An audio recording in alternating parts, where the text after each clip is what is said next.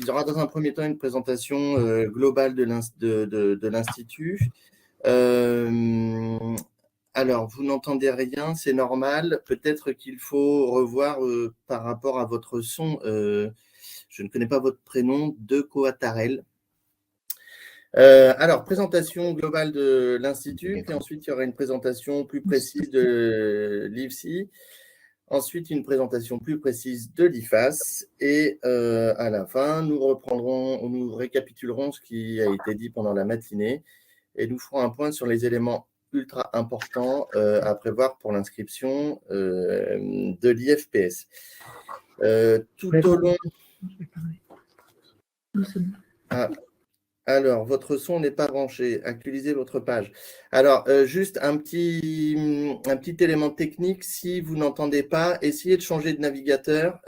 Ça marche plutôt avec Chrome ou Edge, parce qu'avec Firefox ou Internet Explorer, des fois, ça peut poser des problèmes.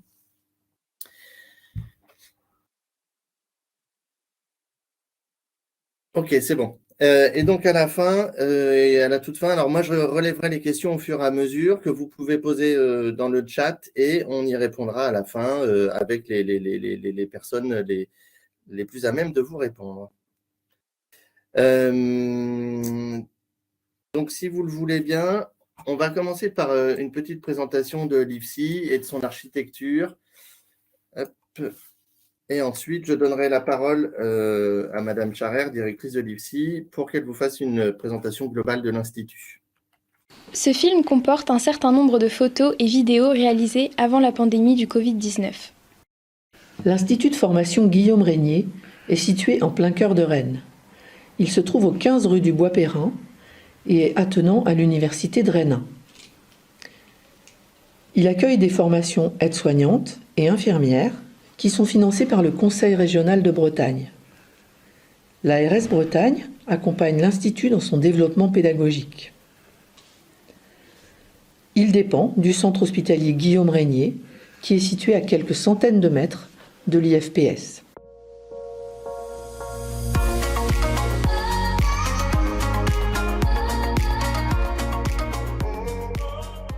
C'est Pierre, un ancien étudiant, qui nous fait visiter les locaux. Bonjour Pierre. Bonjour. Allez, venez, je vais vous montrer l'école dans laquelle j'ai fait mes 3 années d'études.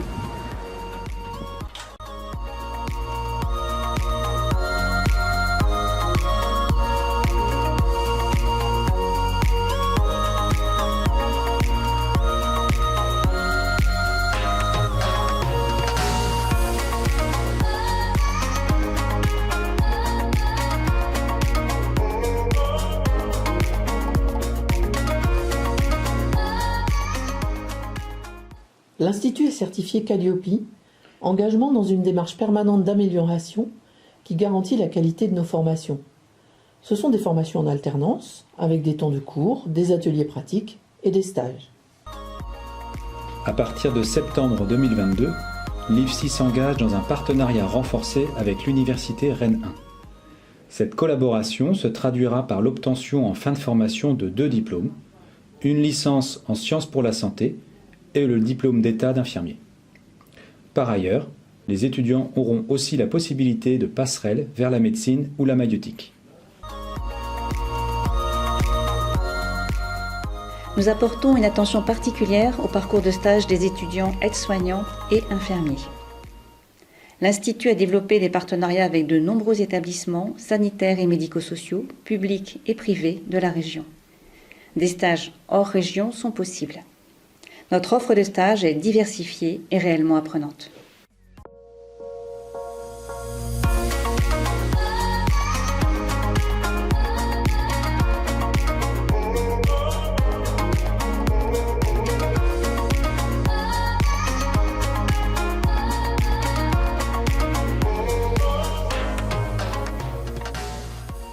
L'ensemble des étudiants de 3e année ont réalisé une fresque en partenariat avec une artiste peintre. Cela a été un vrai moment de partage. Elle est exposée dans le grand amphi.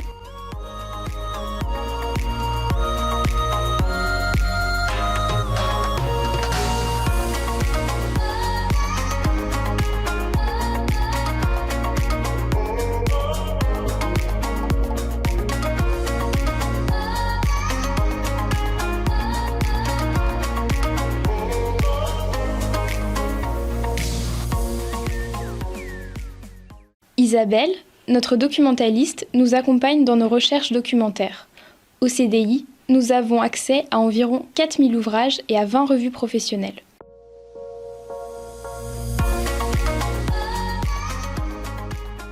Des nouveautés arrivent régulièrement.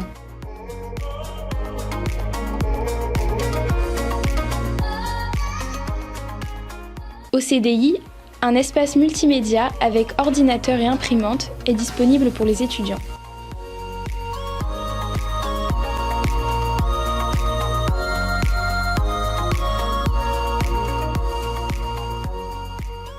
L'Institut possède 4 chambres où sont réalisées TP et simulations.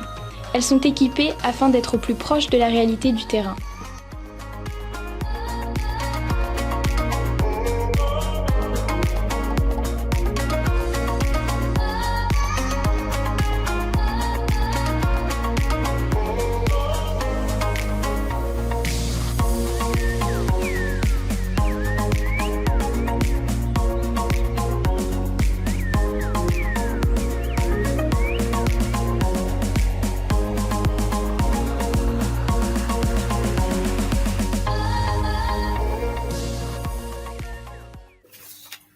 Alors, voilà pour une présentation de l'IFSI de façon globale. Et là, je vais donner donc la parole à Madame Charrère, directrice de l'Institut, pour une présentation globale de l'Institut. Marie-Christine, je te laisse la parole.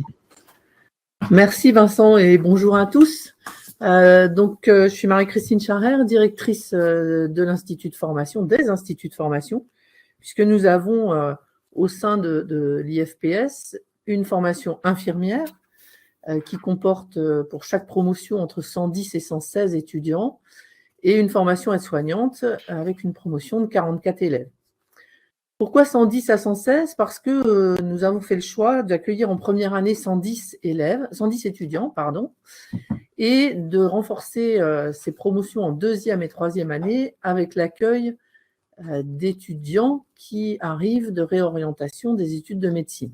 Donc, on réserve ces 6 places avec donc une cible de 116 étudiants diplômés en troisième année.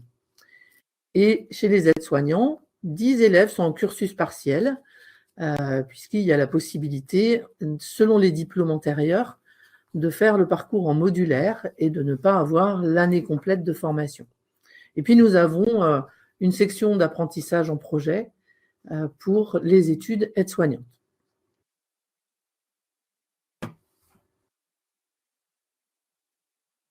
Alors, vous présentez peut-être l'équipe et l'ensemble des personnes qui accompagnent les études de nos étudiants. On a donc toute une partie administrative avec un assistant de direction administratif et des gestionnaires administratifs qui suivent les promotions au niveau secrétariat pendant toute leur formation, une responsable pédagogique de l'Institut de formation aide-soignante avec 3 formateurs, un responsable pédagogique de l'Institut de formation infirmier, vous les rencontrerez tout à l'heure, qui est à la tête d'une équipe de 17 formateurs infirmiers. Un formateur infirmier accompagne à peu près 19 étudiants, en tous les cas moins de 20, ça c'est certain, pendant toute sa formation. Un espace documentaire, vous l'avez vu dans la vidéo, et aussi un pôle numérique, avec aujourd'hui un technicien numérique. L'équipe va être portée à 2 dès le printemps prochain. Et puis une cellule formation continue, parce qu'on a aussi des actions de formation continue, avec 3 personnes qui animent cette cellule de formation continue. Voilà pour l'organigramme global que vous pouvez bien entendu retrouver sur notre site internet. On est pour l'IFSI comme pour l'IFAS sur une formation en alternance. Notre objectif, c'est la professionnalisation, c'est-à-dire qu'au bout de votre formation, vous soyez professionnel du soin. Et donc, au-delà des aspects de pédagogie théorique à l'Institut, il y a aussi beaucoup de stages qui sont proposés essentiellement sur le bassin rennais ou sur le département, avec une grande diversité de structures et de disciplines. Vous avez aussi la possibilité de faire ces stages ailleurs en France, dans plein d'endroits que vous choisissez, mais aussi à l'étranger ou dans les dom-toms. Enfin, pour ce qui est de l'environnement de formation, donc je vous ai présenté l'équipe. On a aussi tout autour des espaces de restauration, le self de l'hôpital qui est aussi destiné aux étudiants. Vous êtes accueillis dans ce self avec grand plaisir. Et puis toutes les cafétérias universitaires, il y en a eu une juste derrière l'Institut. Et il y a aussi les restaurants universitaires sur le campus de Rennes 1. Nos salles, vous l'avez vu dans la vidéo, vous le découvrirez dans d'autres vidéos qu'on vous présentera, sont toutes équipées en multimédia, en simulation et en matériel technique haute technologie.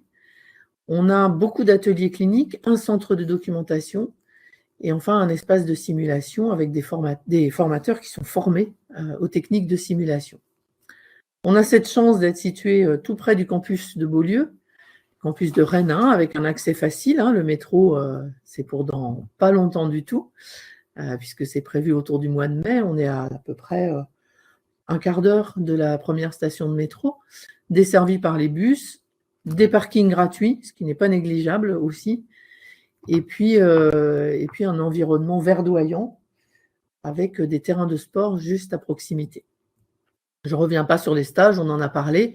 On a les mêmes stages que l'IFSI du CHU, par exemple, puisqu'on partage tous nos terrains de stage, que ce soit sur le centre hospitalier universitaire, sur le centre hospitalier Guillaume Régnier, qui est spécialisé en psychiatrie, les cliniques rennaises, toutes les cliniques rennaises, beaucoup d'EHPAD autour de Rennes Métropole, et puis les hôpitaux locaux, qu'ils soient sur Rennes, mais aussi sur Vitré, sur Montfort, sur Bain-de-Bretagne, sur Combourg.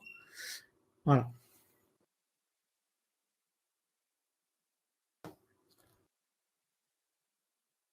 La pédagogie autour de l'Institut. Donc, on a le cadre accueillant, je vous en ai parlé. C'est pour nous très important. On a des locaux qui sont particulièrement agréables à vivre. À échelle humaine, ça c'est pas négligeable non plus, avec beaucoup d'espaces étudiants. Une équipe de formateurs aux expertises multiples, alors ça c'est quelque chose auquel on tient particulièrement parce que dans la composition d'une équipe de formateurs, il faut que chaque étudiant trouve des réponses à ses questions et on a des formateurs infirmiers anesthésistes, des formateurs puériculteurs, des formateurs spécialisés en santé mentale. Et chaque formateur développe des expertises multiples avec une politique de formation pour les formateurs qui est très importante. On a renforcé notre partenariat avec les professionnels de santé qu'on rencontre évidemment sur les terrains de stage, puisque chaque formateur se déplace pour vous accompagner dans vos apprentissages cliniques sur les terrains de stage.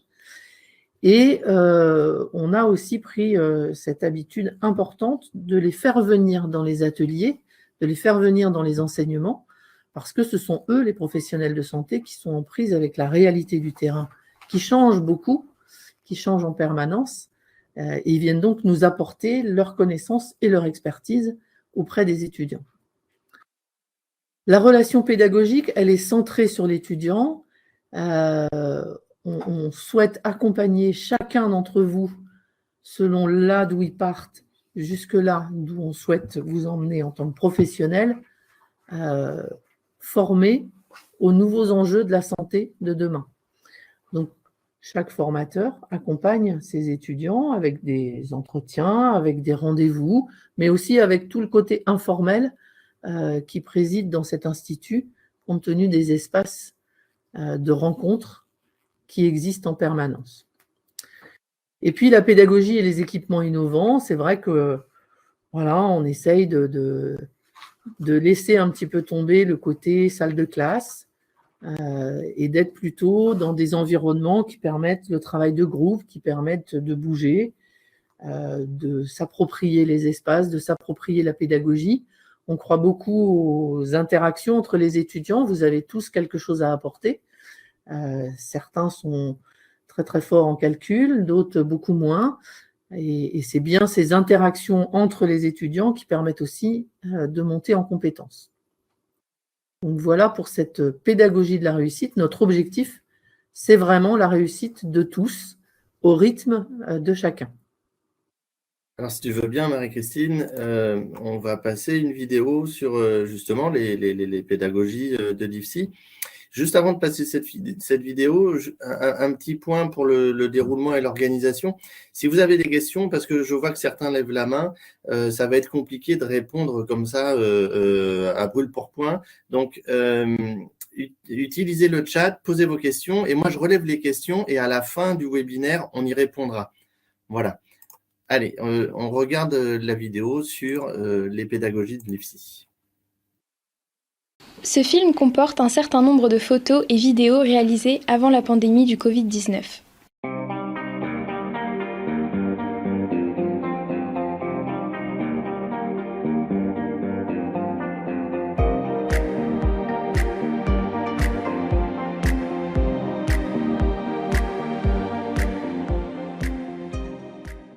Avec le Covid, beaucoup de cours se font via un nouveau logiciel de classe virtuelle. Cela nous permet de garder le contact avec nos formateurs.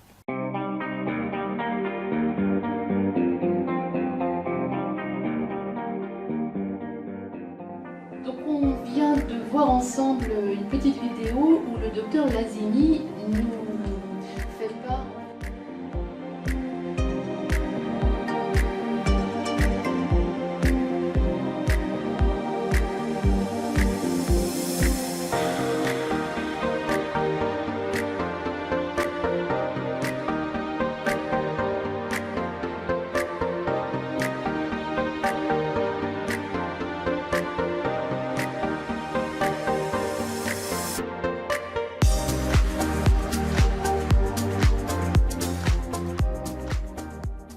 Le compagnonnage participe à l'apprentissage de l'enseignement des soins d'urgence des étudiants de 2e année grâce aux collègues de 3e année. Ici, l'apprentissage du massage cardiaque.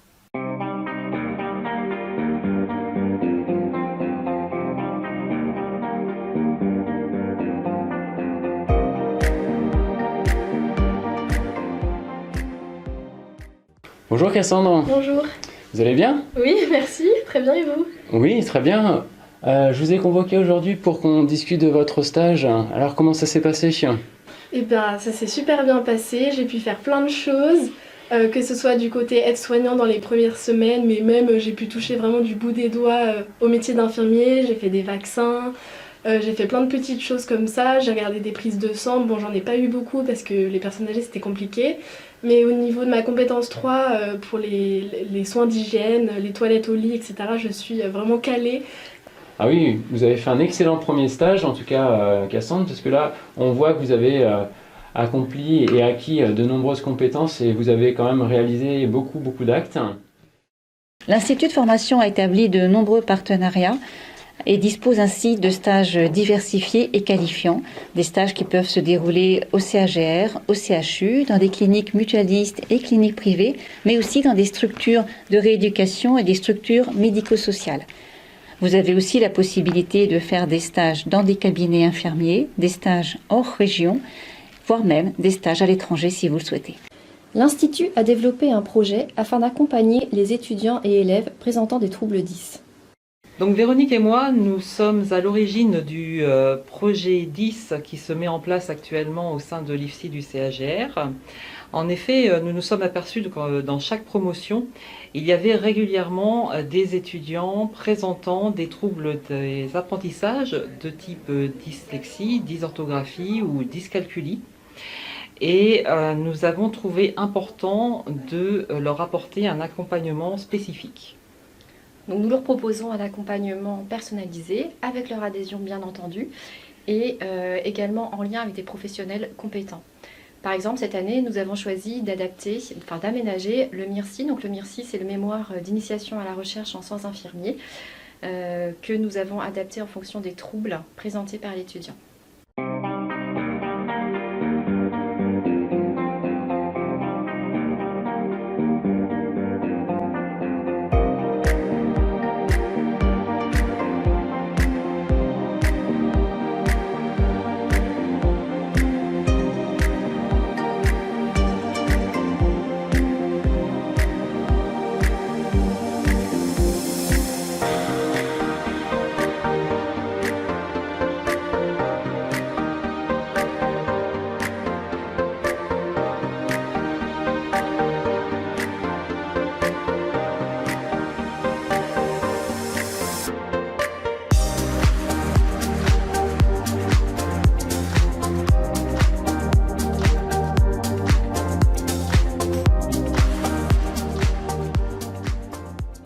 Donc voilà, oui, je disais pour la présentation de la pédagogie au sein de l'IFPS, on va passer maintenant avec Guillaume Hamon, responsable pédagogique de l'IFSI, à une présentation plus précise. Donc dans un premier temps de l'IFSI, et puis ensuite nous ferons une présentation plus précise avec Madame Renon sur l'Institut de formation des aides-soignants.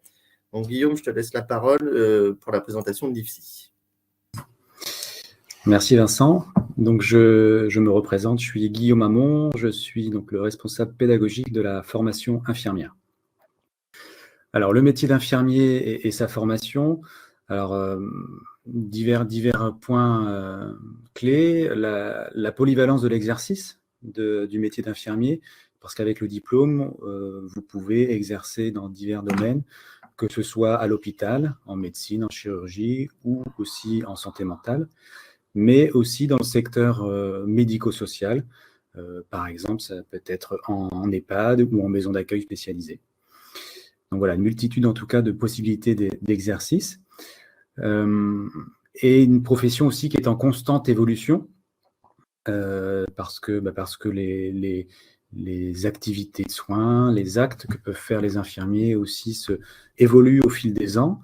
Et puis constante évolution, parce qu'il y a aussi des nouvelles spécialités qui apparaissent. Je pense notamment à la possibilité de devenir infirmier en pratique avancée, donc qui est une spécialisation après le diplôme, voilà, et qui permet notamment, par exemple, de renouveler des prescriptions. Voilà, c'est une particularité.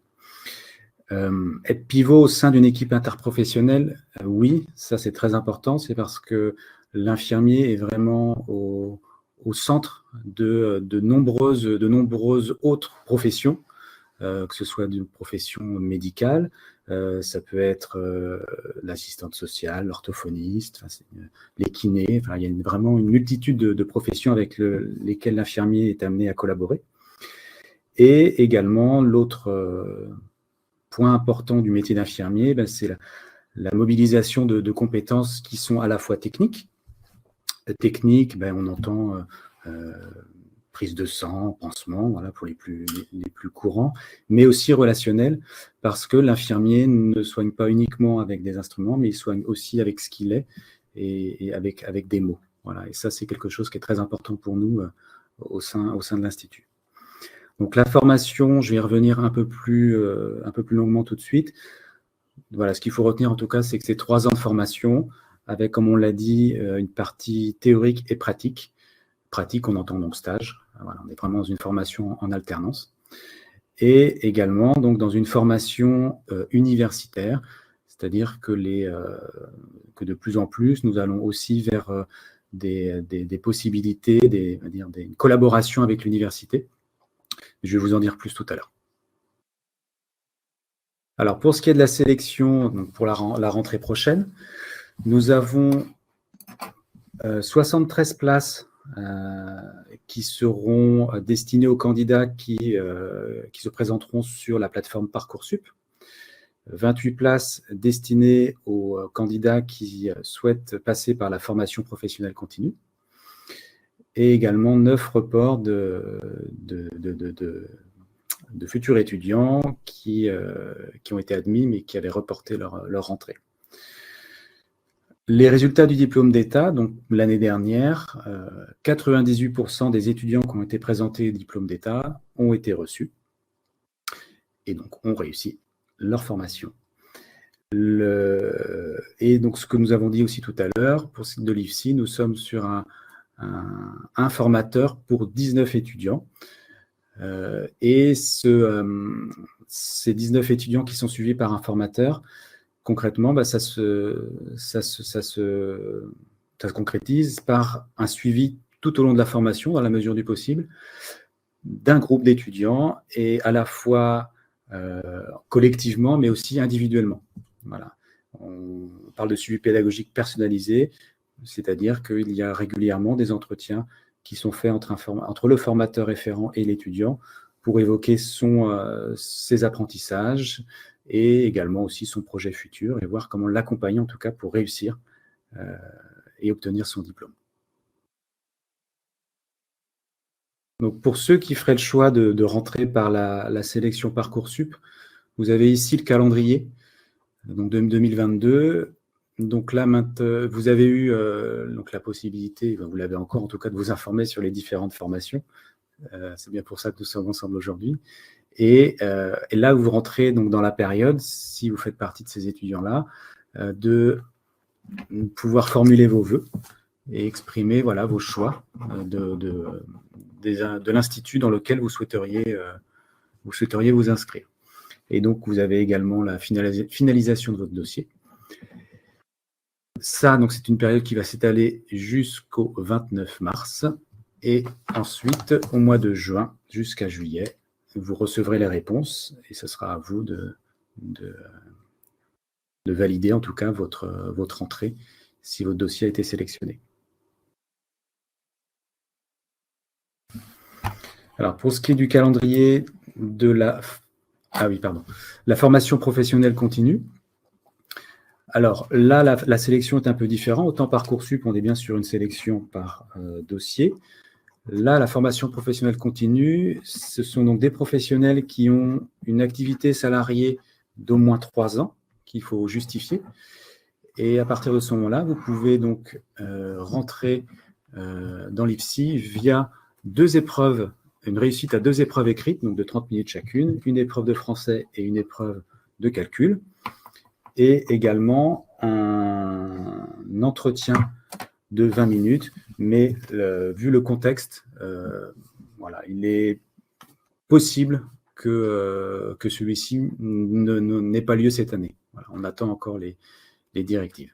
En tout cas, si vous faites partie de ces personnes-là qui veulent candidater, il faut aller sur le site internet.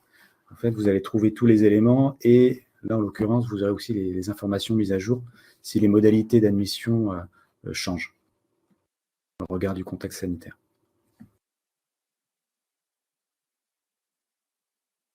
Alors, juste le calendrier, Vincent, la diapo juste avant.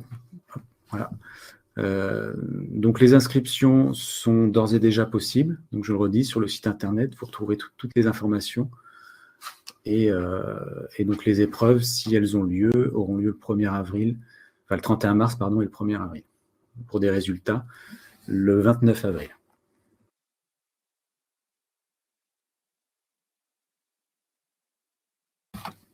Alors, la formation infirmière est pour moitié une formation théorique, donc qui se déroule dans nos murs à l'Institut.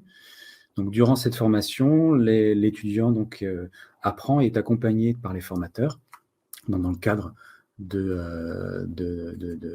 déjà des formateurs responsables d'une équipe, enfin une équipe d'année, référent d'une promotion. Et cette équipe d'année là a, comme j'ai dit tout à l'heure, un groupe d'étudiants, donc moins de 20 étudiants, qui va suivre tout au long de la formation.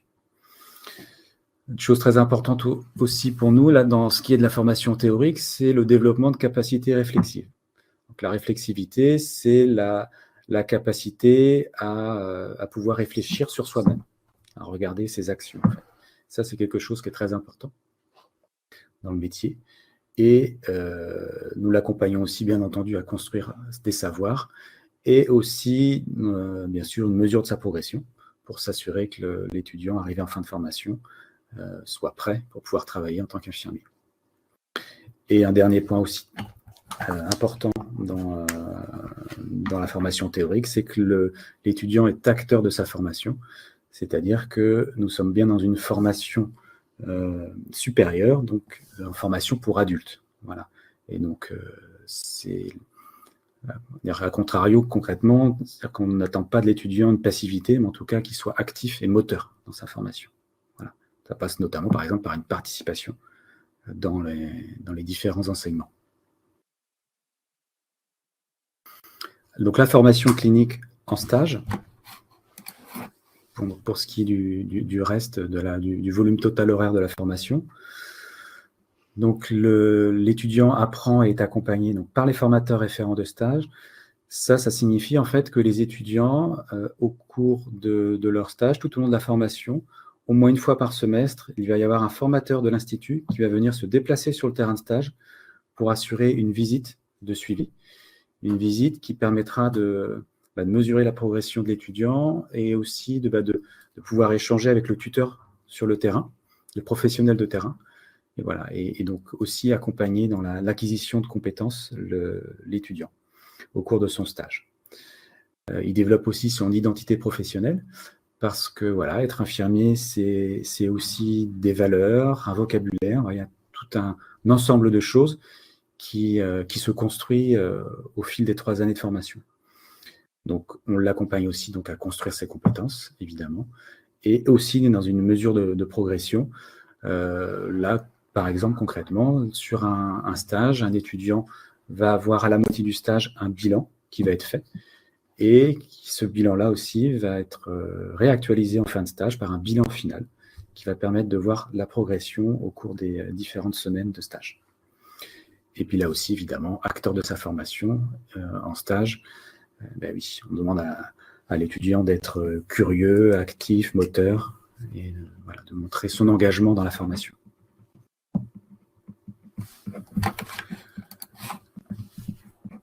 Donc la finalité de notre formation, ben oui, vous l'aurez compris, c'est de les accompagner tous au diplôme d'état d'infirmier.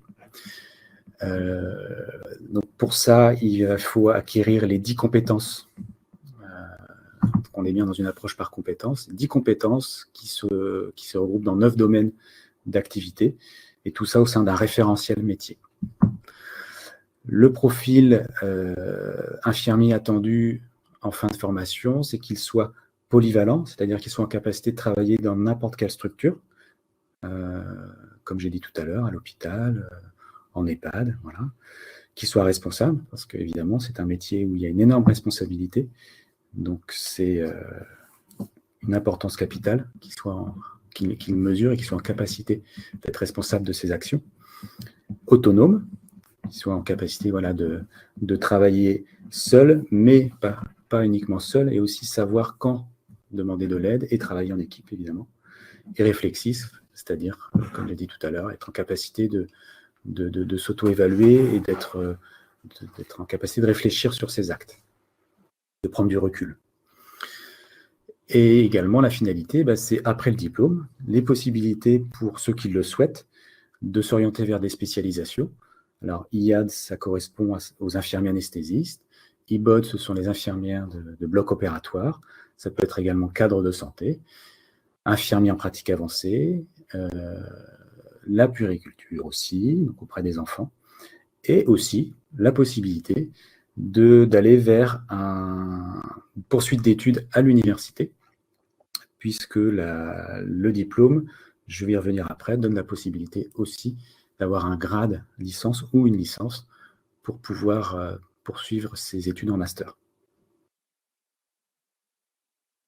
Alors justement, Guillaume, en passant à la diapo d'après, tu vas pouvoir nous apporter quand même des précisions par rapport à l'intégration universitaire, parce que je crois qu'en ce moment, c'est en train un peu de bouger.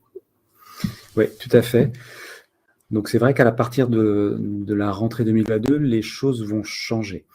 Elles vont changer. En fait, actuellement, on est en train de co-construire avec l'université Rennes 1 une nouvelle mouture de la formation qui va permettre 2 choses. Le double diplôme.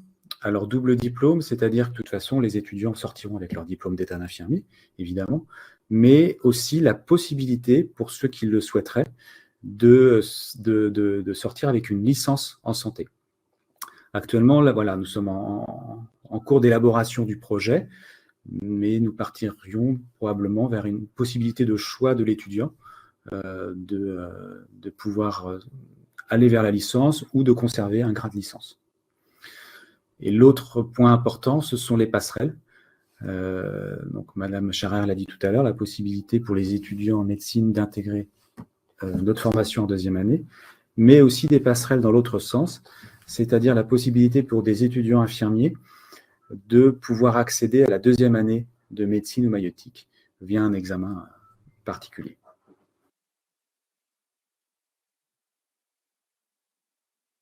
Alors, merci pour cette présentation, Guillaume. On va passer, si vous le voulez bien, à une vidéo d'une interview d'une étudiante infirmière qui, après son DE et après avoir pratiqué un peu, nous explique un peu la suite de son parcours et de son parcours d'études et d'apprentissage.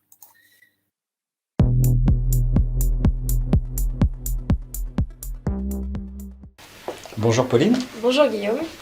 Vous êtes infirmière et vous êtes actuellement en formation master. Est-ce que vous pourriez nous en dire plus sur votre parcours ? Alors moi j'ai passé mon diplôme au CHU de Nantes. J'ai ensuite exercé en tant qu'infirmière 3 ans.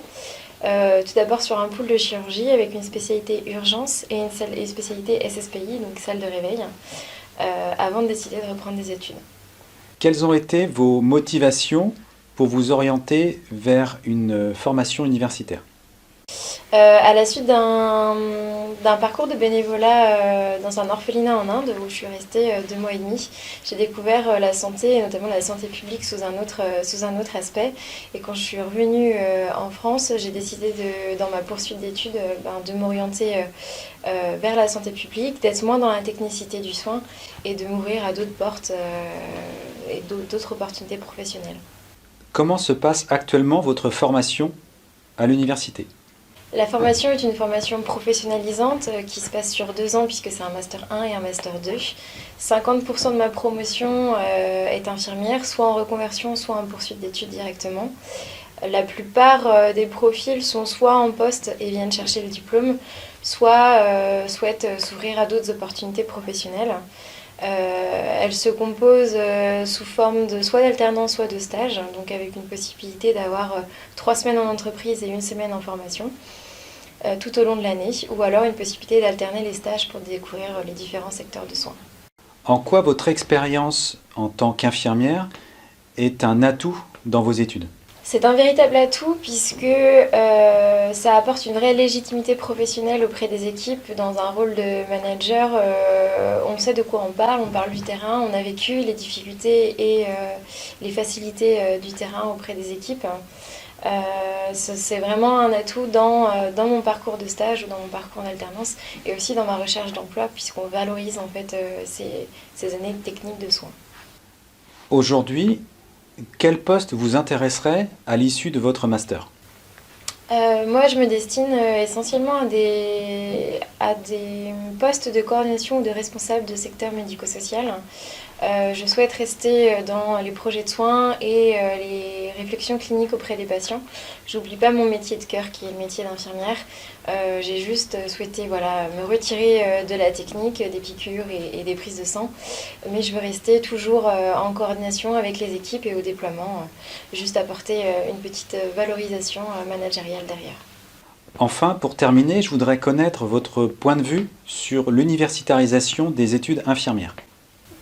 Depuis 2010, le diplôme d'infirmier a été reconnu en tant que grade licence et pour la rentrée 2022, il sera reconnu en tant que licence et ouvrira à d'autres opportunités. Pour moi, l'universitarisation de ce diplôme d'État est une réelle opportunité professionnelle pour les infirmières puisqu'au-delà des spécialités qui sont déjà proposées telles que puériculture, anesthésiste et infirmière de bloc, ce débouché, cette nouvelle voie professionnelle amène à des nouveaux postes de management et de santé publique et permettent d'intégrer des grandes écoles telles que la Haute École de Santé Publique qui mènent à d'autres secteurs du soin ou en tout cas de nouvelles opportunités dans le secteur de la santé. Merci Pauline. Merci à vous.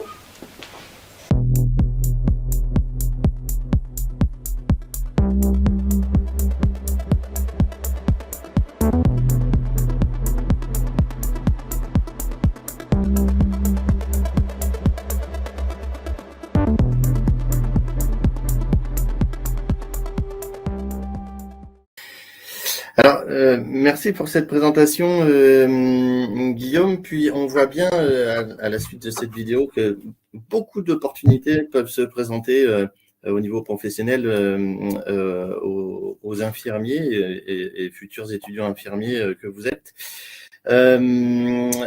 Donc, la présentation de l'IFSI est faite. Je recense toutes vos questions, je les classe en thèmes et on y répondra à la fin. Pour l'instant, nous allons écouter Christine Renon qui va nous faire une présentation précise de l'IFAS et du déroulé de la formation. Christine, je te laisse la parole. Ok, bonjour à tous. Donc Christine Renan, je suis responsable de la formation IFAS et de la gestion des stages au sein du pôle de formation. Donc là, je vais vous présenter le métier d'aide-soignant et sa formation. Concernant le métier d'aide-soignant, le professionnel aide-soignant exerce au plus près des patients, au plus près des usagers. On peut identifier 3 missions principales du professionnel aide-soignant.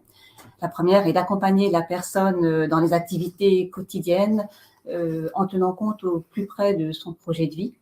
La deuxième mission du professionnel aide-soignant est de collaborer au projet de soins individualisé de la personne au sein d'une équipe et en tenant compte des compétences propres à l'aide-soignant. Et puis la troisième mission est de contribuer à la prévention des risques au sein d'une équipe pluriprofessionnelle. Et ça, c'est une mission qui a été très valorisée dans le nouveau référentiel de 2021. Ce nouveau référentiel de 2021 a vraiment pour but de valoriser les missions et les activités professionnelles des aides-soignants au sein des différentes structures, qu'elles soient sanitaires et médico-sociales. C'est vraiment un référentiel qui a pour but, entre guillemets, je dirais, de donner toutes ces lettres de noblesse à cette profession qui est vraiment indispensable au niveau des différents secteurs. Ce qu'on peut dire, c'est que c'est un diplôme reconnu avec une forte employabilité. C'est vraiment un diplôme qui donne accès à de multiples possibilités d'exercice professionnel dans différentes structures. Ce nouveau référentiel de 2021 est vraiment une évolution au niveau de la certification, c'est-à-dire que ce métier est classé dans un référentiel de certification et c'est maintenant un métier aide-soignant qui est reconnu à un niveau 4 de la certification. Ça veut dire quoi ? Ça veut dire qu'on reconnaît à ce professionnel la capacité de mobiliser ses aptitudes et compétences en toute situation en tenant compte de la complexité des situations, des évolutions de situation.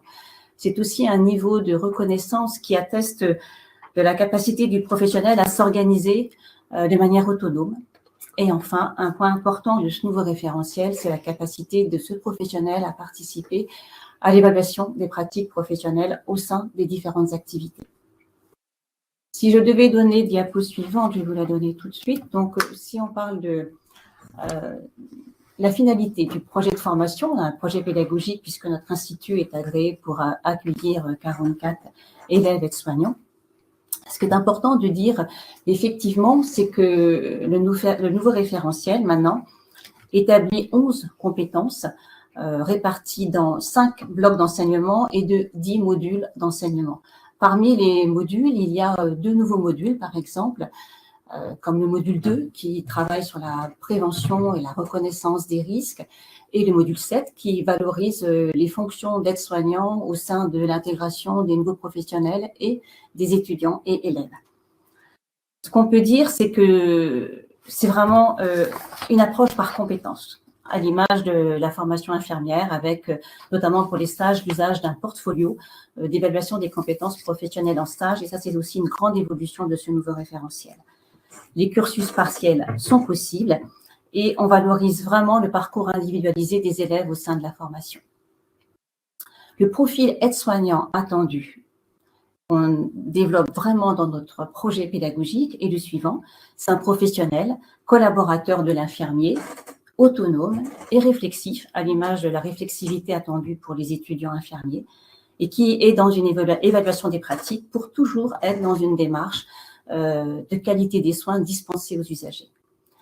Il faut dire que c'est un diplôme à 88% de réussite au niveau de notre institut, et c'est un diplôme pour lequel il y a vraiment, comme je le disais en préambule, une forte employabilité. Comment effectivement accéder à la formation aide-soignante? C'est une formation qui est accessible sans condition de diplôme, par la formation initiale, par la formation continue dont la voie de l'apprentissage, et ensuite par des validations d'acquis d'expérience. Et ce que vous devez retenir, c'est que pour chaque élève, il y a un parcours individualisé et qui est accompagné tout au long de la formation des 44 semaines de formation. Concernant le calendrier, vous pourrez donc accéder à toutes les informations au niveau de notre site internet. Le calendrier, vous pouvez donc récupérer les dossiers d'ores et déjà et les inscriptions vont débuter au 1er mars. Les clôtures des inscriptions seront le 10 juin et les résultats de la sélection seront donnés le 4 juillet. Je reste à votre disposition avec toute l'équipe pédagogique aide-soignant pour, si besoin, répondre à toutes les questions qui pourraient être posées au cours de cette présentation. Oui. OK, Vincent? Merci Christine pour cette présentation de l'IFAS. On voit bien qu'au niveau de l'IFSI et l'IFAS, en tout cas donc de l'IFPS, ce qui est demandé, c'est d'avoir on attend au final des professionnels surtout réflexifs et qui savent collaborer parce que ce binôme infirmier-aide-soignant est certainement un binôme extrêmement important pour le patient dans son parcours de soins. Donc merci encore Christine, merci Guillaume pour ces présentations. Je vais redonner la parole à Marie-Christine Charrer qui va récapituler un peu les informations importantes et puis qui répondra certainement à quelques questions qui ont été posées dans le chat. Je pense entre autres à la vaccination. Marie-Christine, je te laisse la parole. Les informations de sélection. Alors, il y a quelques informations très importantes que vous retrouverez sur le site internet, qui sont les informations de date. Vous retrouverez les dates de dépôt de dossier, de retrait de dossier, etc. Ça, on est à jour tout le temps sur les dates. Ce qui est important, et je l'ai vu passer dans les questions du chat, c'est les dates de rentrée. La rentrée pour les élèves aides-soignants sera le lundi 29 août. Je n'ai pas encore l'heure, mais en règle générale, c'est 9 h. Et les rentrées pour les étudiants infirmiers sera le mercredi 31 août. Là aussi, ça sera 9 h. Évidemment que cette rentrée, elle est sous réserve d'un dossier médical à jour. Et c'est là qu'il y a quelques précisions importantes sur la question de la vaccination. Un dossier médical à jour pour rentrer en formation soignante, puisque vous choisissez un métier soignant, il y a des exigences auxquelles on ne peut pas se soustraire. Pour entrer, nous attendons la visite d'un médecin agréé. Un médecin agréé, on trouve leur liste sur les sites de l'ARS. Il faut faire attention pendant l'été parce que souvent, ils ne sont pas disponibles sur juillet-août. Donc, si vous avez ce projet de rentrer en formation soignante, n'attendez pas d'avoir un résultat positif de sélection pour demander une visite de médecin agréé. Ça ne vous coûtera rien puisque, effectivement, la visite est un tout petit peu plus chère, elle doit être à 30 €, mais par contre, elle est remboursée par la Sécurité sociale et vous l'aurez au moins vers vous. Il faut avoir, pour rentrer en formation soignante, un schéma vaccinal Covid complet. Aujourd'hui, enfin demain d'ailleurs, le 30 janvier, le schéma vaccinal complet est de 3 doses. Et donc, on ne peut pas entrer en formation, ni exercer, ni rester en formation, ni exercer la profession si on n'a pas un schéma vaccinal Covid complet. Aujourd'hui à 3 doses, et puis après, selon les textes en vigueur. On a quelques vaccinations obligatoires qui sont diphtérie, tétanos, polio. Ça, globalement, les gens sont vaccinés, mais aussi l'hépatite B. Et c'est un point de vigilance sur lequel je vais revenir juste après. L'autre vaccination recommandée est la vaccination ROR, qui est rougeole, oreillon, rubéole, qu'on recommande parce qu'on est beaucoup en contact avec des gens vulnérables et que les épidémies de rougeole ces derniers temps ont fait des ravages très très importants parmi les jeunes. Donc on a, nous, un devoir de protection aussi envers ces populations vulnérables. Et donc, je reviens sur l'hépatite B parce qu'au-delà de la vaccination obligatoire, beaucoup d'entre vous ont été vaccinés jeunes ou enfants.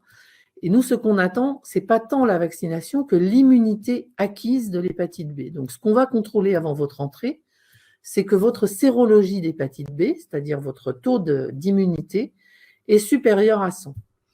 C'est très important parce que le schéma vaccinal de l'hépatite B, ça prend du temps. Ça prend environ 4 à 6 mois. Et si vous n'avez pas été vacciné ou si votre immunité n'est pas suffisante, il va falloir atteindre cette immunité. Donc, n'attendez pas pour démarrer le processus. À partir du moment où vous avez l'intention d'embrasser un métier soignant, il faut dès à présent vous inquiéter de cette immunité. Si vous n'êtes pas immunisé, vous ne pourrez pas partir en stage. Et on a cette année 6 étudiants qui n'ont pas pu partir sur leur premier stage et qui devront donc le rattraper sur l'été prochain. Donc, c'est un point sur lequel on attire vraiment votre vigilance. Merci Marie-Christine pour ces précisions qui sont ultra importantes parce que, comme tu l'as dit, cette année, par exemple, ça a empêché des étudiants de partir en stage. Et puis, évidemment, derrière tout ça, quand on veut, comme tu dis, embrasser une carrière de soignant, la vaccination, c'est le meilleur moyen de se protéger et d'éradiquer certaines pathologies. Si vous le voulez bien, on va continuer par le témoignage des apprenants qui sont passés à l'IFPS, donc apprenants AS, aides-soignants ou infirmiers. Je vous montre tout ça via une petite vidéo. À tout de suite. Ce film comporte un certain nombre de photos et vidéos réalisées avant la pandémie du Covid-19.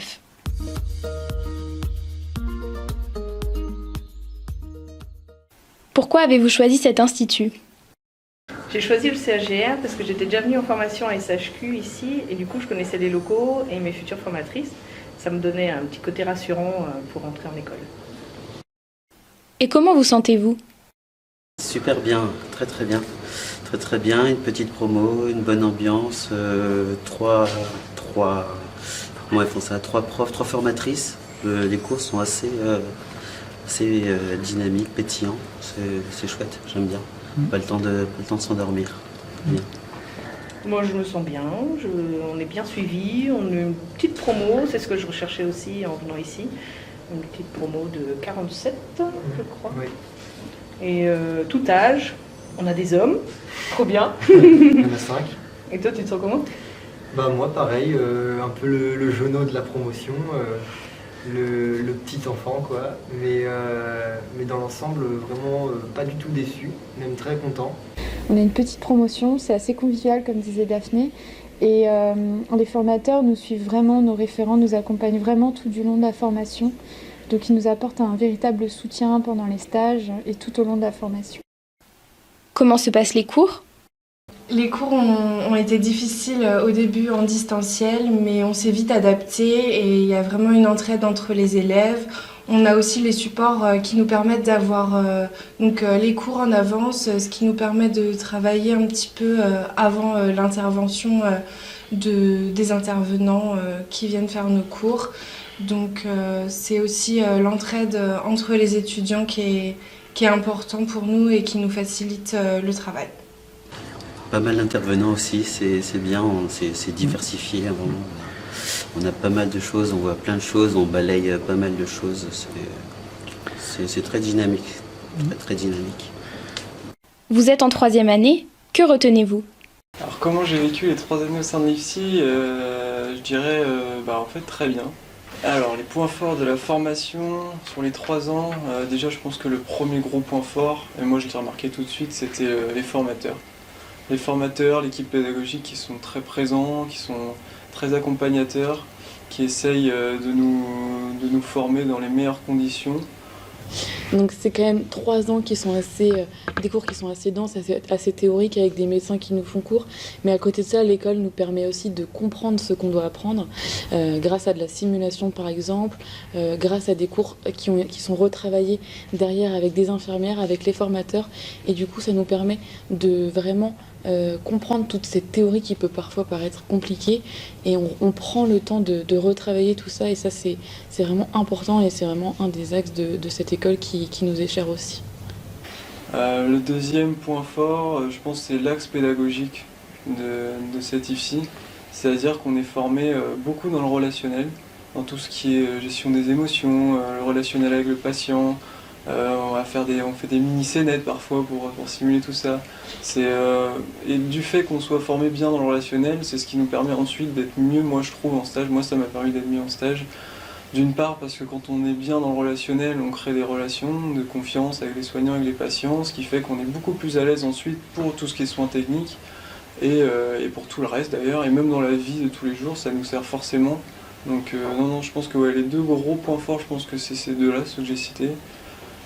Ce que je relève aussi au sein de cette formation, c'est que au tout début de notre formation, en fait, en première année, on a un entretien avec notre RSP, donc c'est notre référent de suivi pédagogique qui nous suit, un formateur qui nous suit tout au long des 3 ans. Et en fait, dans cet entretien, il nous demande si on a un projet professionnel particulier, si on souhaite se spécialiser, voilà, il nous écoute. Et vous, qui êtes diplômé de la promotion 2017-2020, où travaillez-vous? Alors, moi, je travaille dans un service de pédopsychiatrie sur le site de Guillaume Régnier. Et je travaille dans un service avec des jeunes psychotiques qui ont entre 10 et 16 ans. Voilà, c'est un hôpital de semaine. Et pour le moment, ça se passe super bien. En tant qu'aide-soignante, je travaille au service de Guillaume Régnier en psychiatrie adulte, en admission. Voilà, au sein de l'hôpital de Guillaume Régnier. La prise de poste s'est très bien passée, avec beaucoup de bienveillance. Je pense que voilà, je me sentais prête, suite à la formation, à pouvoir entrer dans le service qu'on m'avait donc affecté. Voilà, et en fait, ça s'est bien passé, très bien passé. J'étais bien formée par les stages aussi, les différents stages, et notamment le stage pré-pro juste avant, donc il n'y avait pas de souci. Quel lien avez-vous pu faire entre la formation et la vie professionnelle?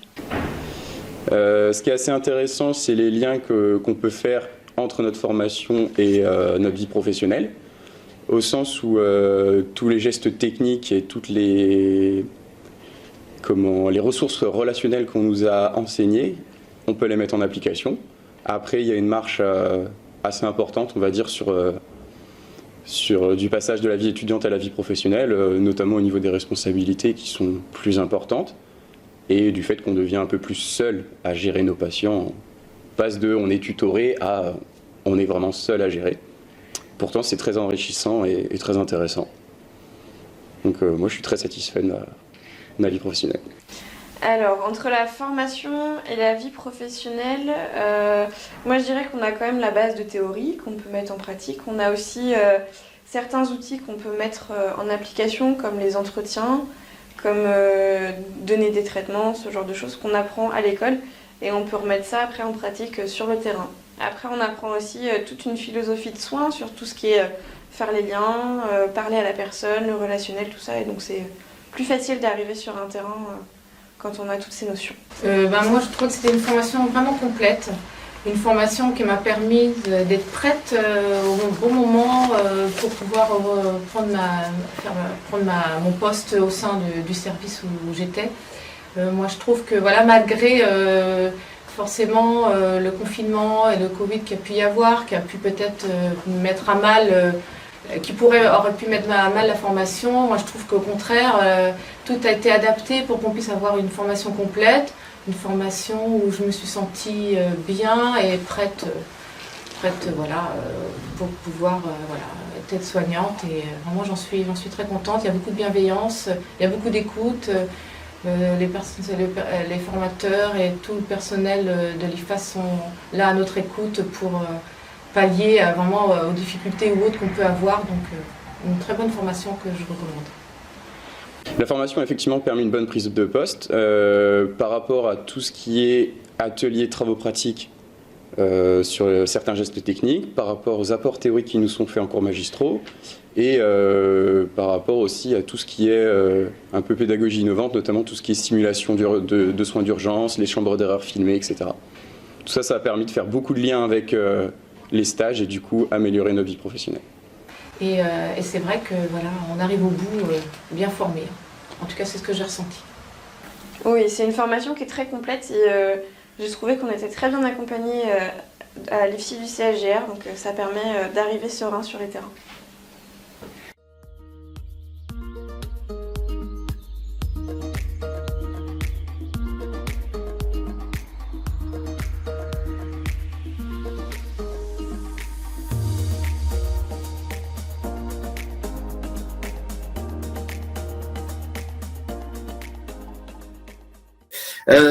Donc voilà, c'était une présentation de témoignages de différents étudiants qui sont passés par l'IFPS. Avant de répondre à vos questions que j'ai classées par thématique, est-ce que, Marie-Christine, tu voudrais dire un dernier mot ou alors on passe aux questions? D'abord, moi, je veux bien remercier tous les gens qui se sont connectés ce matin, puis aussi dire peut-être à tous ceux qui nous regarderont après qu'on reste à leur disposition pour toutes les questions qu'ils peuvent avoir. L'ensemble de l'équipe pédagogique est mobilisée pour ça. Donc, on est disponible par mail, par téléphone, par contact direct sur le site internet de l'Institut. Et puis maintenant, je veux bien répondre aux questions parce que j'en ai vu passer plein et je trouve qu'il y a des questions très intéressantes. Alors, oui, effectivement, il y a plein de questions alors, que j'ai classées selon différents thèmes. J'ai vu des questions sur la sélection, j'ai vu des questions sur les stages, des questions ensuite sur l'organisation des études et comment ça se déroule au sein de l'IFPS par rapport au planning, l'universitarisation. Des questions au sujet de l'accompagnement, des attentes de l'IFPS par rapport aux différents étudiants qui pourraient venir ici. Et puis, quelques questions sur la formation professionnelle continue, les formations proposées ici et la spécificité du CHGR. Je pense qu'avec ça, on a fait un peu le tour. Pour répondre à toutes ces questions, évidemment, on a convié les gens les mieux à même de répondre, c'est-à-dire les formateurs, mais et surtout les étudiants. Première question, et je vous laisse intervenir un peu dans le sens que vous voulez, qui a été posée, c'est sur la sélection. Il y avait des questions sur « Je suis en bac pro ». Est-ce que vous prenez des bacs pro? Quelle moyenne générale il faut? Est-ce qu'il faut suivre une spécialité bien précise en terminale? Alors, dessus, je vais peut-être laisser donc, dans un premier temps Marie-Christine Charret répondre et puis ensuite peut-être donner la parole aux étudiants qui, eux, sont passés par Parcoursup et les inscriptions avec tout ce qui est l'aide de motivation. Les bacs pro sont pas du tout un obstacle à rentrer en institut de formation infirmier. On s'attache depuis toujours, alors c'est pas spécifique à cet institut, c'est vrai pour tous les instituts de Bretagne, on s'attache depuis toujours à avoir une pluralité de provenance, d'origine. Et donc, on a des bacs ES, des bacs alors c'est plus les mêmes maintenant, évidemment. Ça a tout changé, mais on a des bacs scientifiques, on a des bacs généraux, on a des bacs pro, on a des bacs techniques, on a des pas bacs, parce qu'on a des gens qui ont fait des licences avec des VAE. On a une pluralité comme ça d'entrée. On a la voie de la formation professionnelle continue, on peut avoir une promo avec des plombiers, des aviateurs, des techniciens numériques, des ingénieurs. Voilà, on a vraiment une pluralité, c'est aussi ce qui fait la richesse de la formation. Donc le bac pro, pour répondre à la question, n'est pas du tout un obstacle à rentrer en formation. Peut-être que des étudiants pourraient répondre à cette question par rapport aux inscriptions Parcoursup, comment ça s'est passé?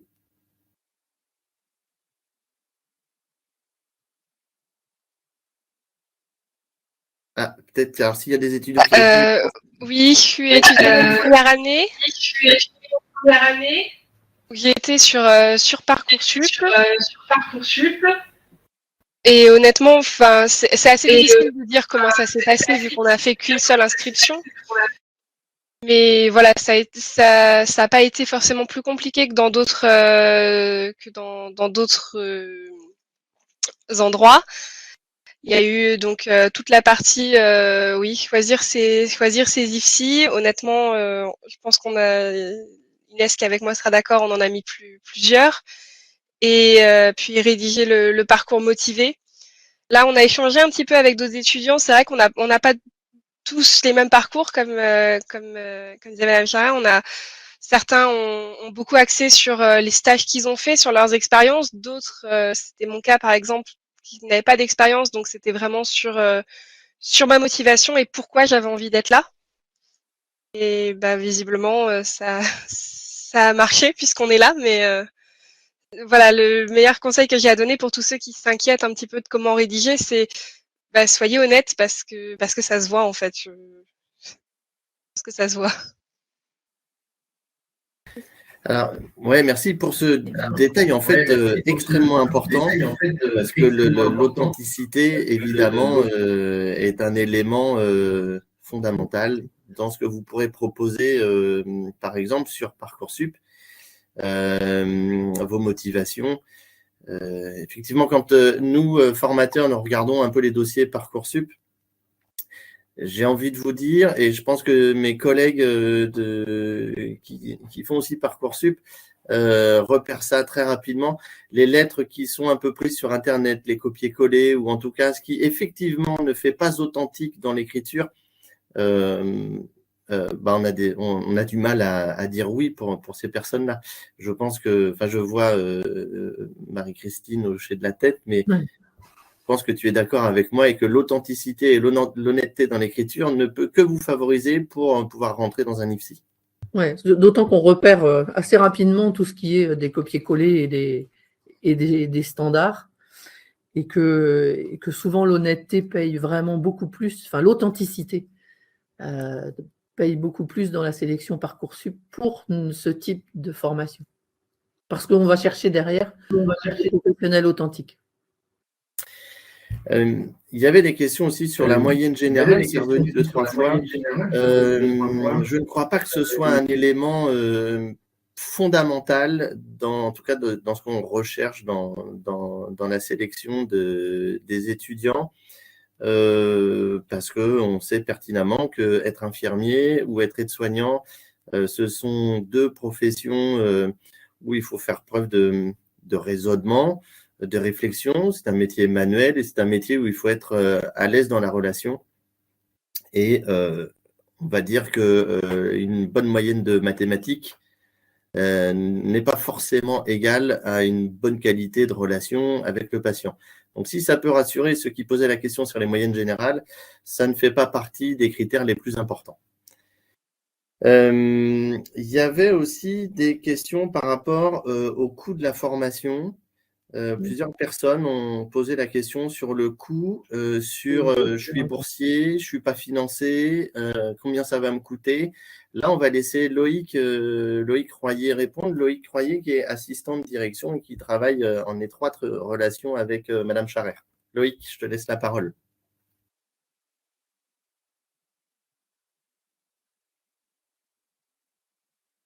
Oui, bonjour. Donc, Loïc Royer, responsable administratif à l'Institut. Concernant le coût de la formation en lui-même, l'Institut est financé par la région Bretagne. Donc, la formation IFSI en soins infirmiers est prise en charge par la région Bretagne. Il reste à charge de l'étudiant, on va dire, 170 € annuels de droits d'inscription. Ça, c'est comme les mêmes droits d'inscription pour une année de licence à l'université, donc 170 € chaque année, et une participation aux frais de l'Institut de 20 € pour chaque année. Cette participation, elle permet de fournir aux étudiants les tenues professionnelles pour les ateliers de travaux pratiques, donc de fournir et d'entretenir les tenues professionnelles, et elle donne un droit de copie à la bibliothèque, au CDI, à chaque étudiant qui a, je crois, 2000 ou 3000 copies possibles pendant l'année. Hormis cela, pour les étudiants qui ont le statut d'étudiant, c'est-à-dire on a quelques étudiants qui sont en promotion professionnelle, qui sont donc des gens qui ont un employeur, et donc l'employeur les rémunère pendant la formation. Ces gens-là, du coup, gardent un statut salarié et n'ont pas le statut d'étudiant. Donc, eux n'ont rien de plus à payer. Par contre, tous les autres, les gens qui rentrent via Parcoursup, qui sont en formation initiale et qui ont donc le statut d'étudiant, doivent payer chaque année à l'université ce qu'on appelle la CVEC, la contribution à la vie étudiante et de campus. Elle s'élevait l'année dernière, à la rentrée dernière, à 92 €, il me semble. Elle est souvent un petit peu revalorisée, donc elle augmente de 1 ou 2 € chaque année. Et voilà, ça donne un ordre d'idée. Hormis ces frais-là, la formation en tant que telle donc, est prise en charge par la région Bretagne. Peut-être un mot à rajouter sur la formation aide-soignante, qui, elle, est entièrement prise en charge par la région Bretagne et qui est donc gratuite en termes d'accès, qui est éventuellement refacturée à l'employeur quand c'est une promotion professionnelle. Alors, merci pour ces précisions. Et c'est bien cette petite transition parce qu'on a parlé, de l'IFSI, des critères de sélection pour l'IFSI. Peut-être, Florence, est-ce que tu pourrais donner un petit mot sur un peu la sélection pour les AS, les attentes et orienter nos futurs étudiants? Alors, bonjour à tous. Donc, Florence Lemercier, je suis formatrice sur l'IFAS. Donc, en fait, la sélection IFAS se passe sur sélection dossier. Donc, comme le disait tout à l'heure Madame Renon lors de la présentation, c'est un dossier qui est accessible sur notre site et que donc vous restituez au secrétariat de l'IFAS. Alors, cette année, la sélection pour l'instant est envisagée avec l'étude du dossier plus un entretien qui est joint à cette étude de dossier avec le candidat. Donc voilà, à confirmer selon l'évolution de la situation sanitaire. Les 2 dernières années, la sélection a été faite uniquement sur étude du dossier. Alors j'ai vu moi passer une question sur le pourcentage de sélection. J'ai pas trop notion du pourcentage de sélection de l'année dernière. Comme ça, j'ai envie de dire un dossier sur 2 environ a été sélectionné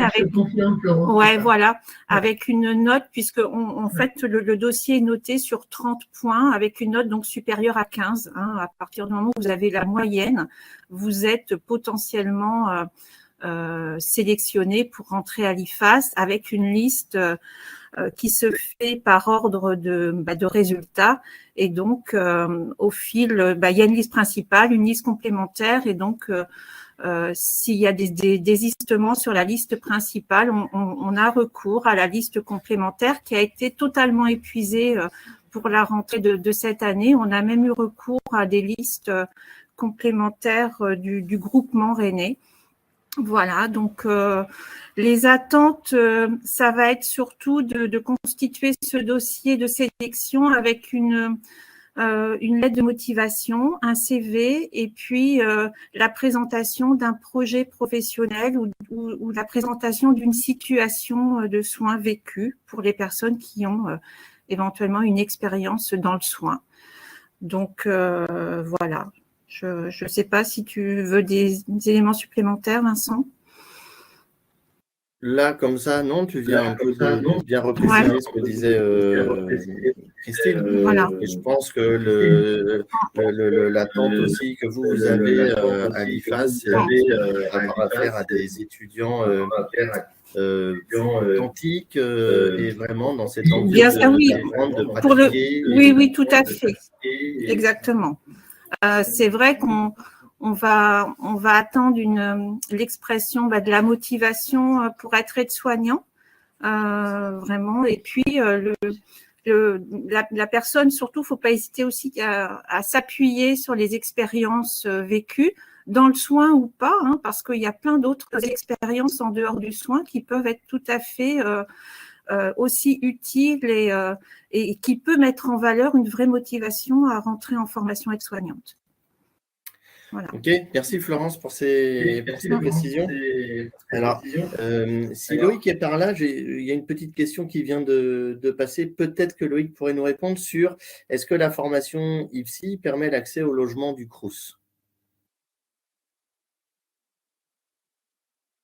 Alors, tout à fait, puisque pour les étudiants en soins infirmiers sont donc inscrits à l'université chaque année, donc vous avez le statut d'étudiant, ce qui vous donne accès, alors ce qui vous permet, ça ne donne pas l'accès au logement du Crous, mais ça vous permet de faire une demande de logement auprès du Crous.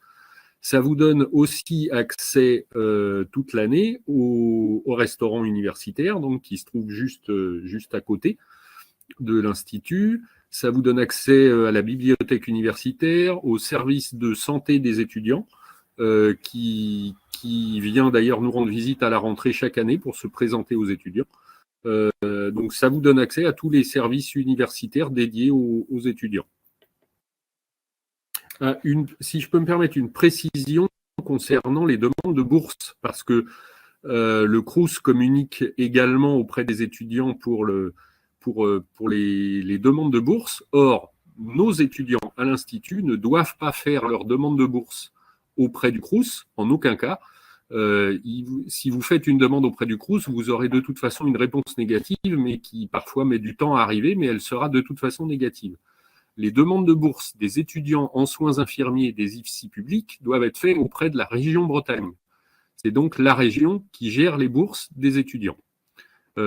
Cette information, elle est très clairement précisée dans le dossier d'inscription. Pour autant, chaque année, on a une ou deux personnes et c'est normal parce que quand vous vous connectez ou que vous regardez les sites où vous prenez contact avec l'université, on va vous dire si, faites votre demande de bourse auprès du Crous.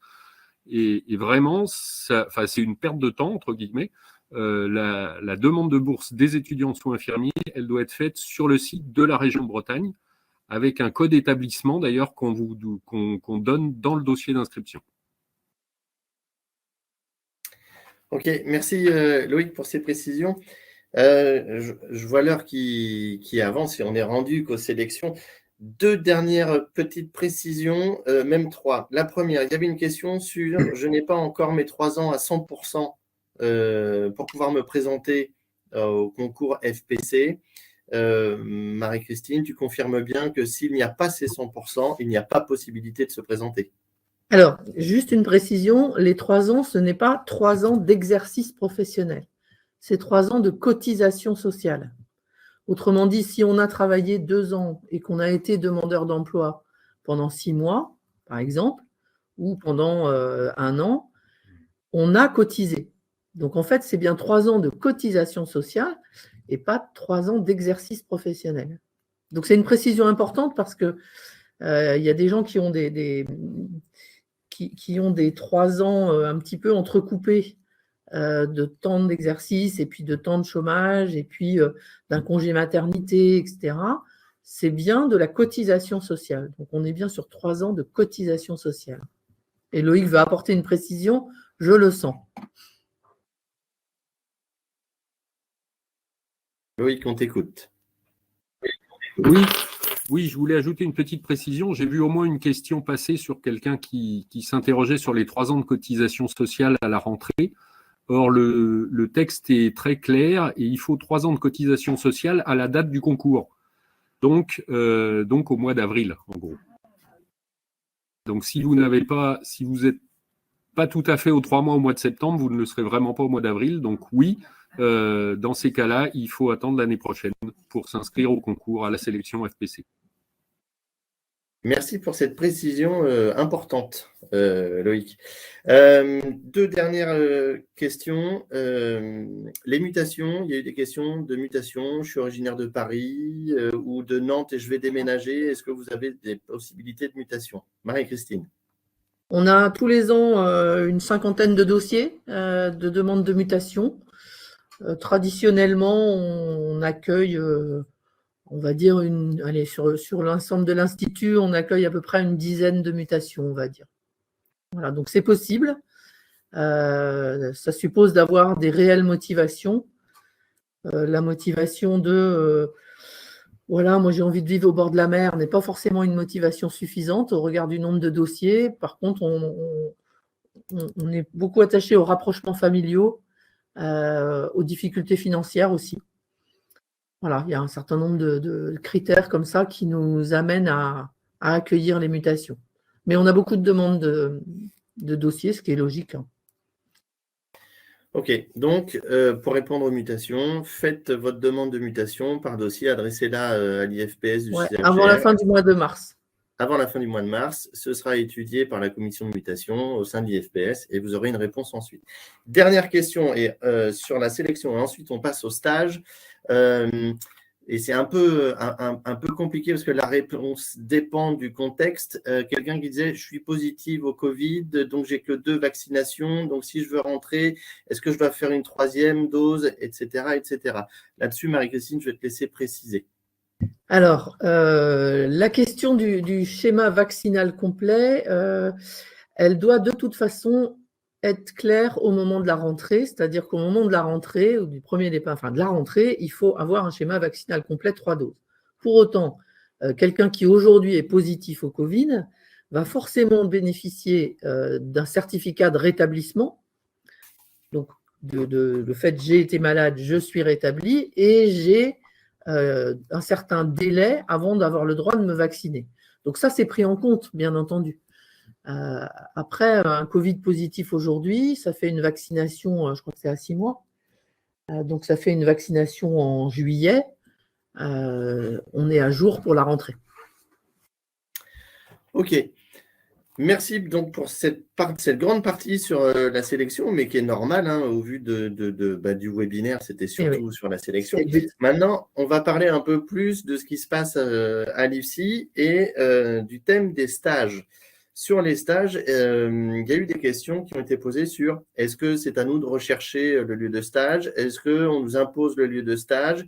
Est-ce que si j'arrive et que je dis que je vais être puéricultrice, on va me donner que des stages avec les enfants? Voilà, plein de questions qui reviennent de toute façon tous les ans, et si elles ne sont pas posées pendant le webinaire, elles sont posées de toute façon à la rentrée. Christine, je vais te laisser la parole pour y répondre, mais on va aussi demander l'avis de nos collègues étudiants et formateurs. Ok, donc dans un premier temps, moi je vais répondre en tant que gestionnaire des stages.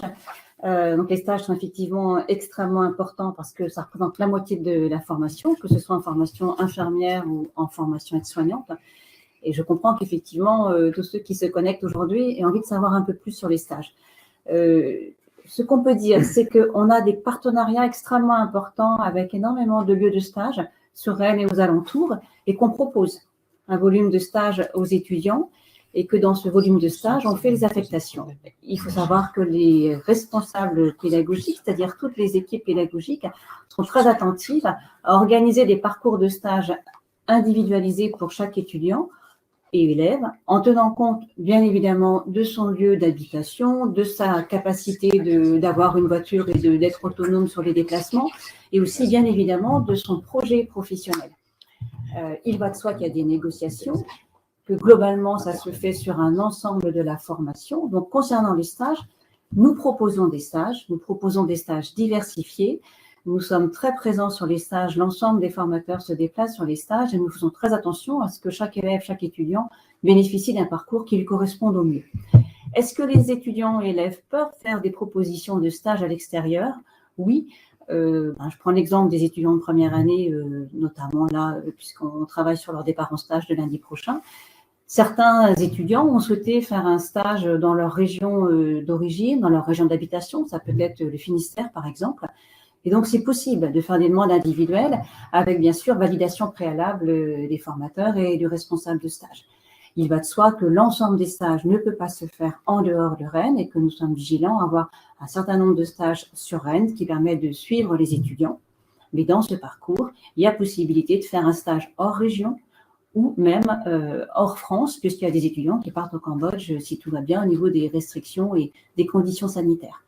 Donc ça, c'est important, on est vraiment dans un parcours. Et là, quand un étudiant ou un élève nous propose un stage, on est attentif effectivement à permettre que ce stage se réalise, on prend contact avec les professionnels et on fait en sorte que, effectivement, on puisse répondre à sa demande si le stage correspond à ce que nous attendons du parcours pour permettre le diplôme, bien évidemment. Est-ce que j'ai répondu, Vincent, ou tu veux des précisions? Et on passe peut-être la parole aux formateurs ou bien à des élèves ou étudiants. Oui, tu as répondu en grande partie, mais on va prendre aussi, comme tu le proposes, Christine, l'avis peut-être des collègues formateurs et étudiants. Alors, je ne sais pas, Marjorie, Magali, si vous voulez répondre sur les stages, comment est-ce que les stages sont choisis, comment est-ce qu'on oriente les étudiants, et puis surtout, peut-être faire un focus sur le projet de diplôme d'État et les projets post-diplôme d'État. peut-être commencer par les différents stages.